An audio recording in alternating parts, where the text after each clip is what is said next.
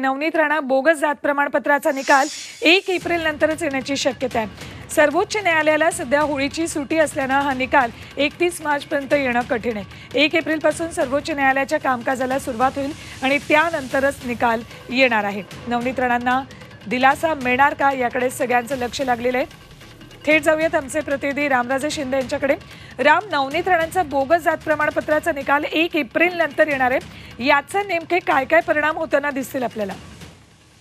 बिलकुल, खरं तर एकीकडे निवडणुका चालू आहेत आणि दुसरीकडे त्याच वेळेस होळीची सुट्टी सुद्धा आहे आणि त्यामुळे 31 मार्चच्या अगोदर हा निकाल येणं अपेक्षित होतं, परंतु आता हा निकाल जो आहे तो 1 एप्रिल महिन्यामध्ये येण्याची शक्यता आहे, कारण तोपर्यंत सर्वोच्च न्यायालयाला सुट्ट्या आहेत आणि 1 एप्रिल पासून सर्वोच्च न्यायालयाच्या कामकाजाची सुरुवात होणार आहे आणि त्यानंतर हा निकाल येणार आहे।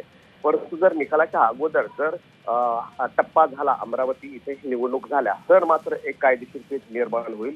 त्यानंतर जर निकाल आला तर मग अपात्रता लागू होणार की नाही किंवा अपात्र होणार की नाही नवनीत राणा, त्याच्यामुळे पुढच्या निवडणुकीवर सुद्धा परिणाम। ठीक, धन्यवाद संपूर्ण माहितीसाठी रामराजे।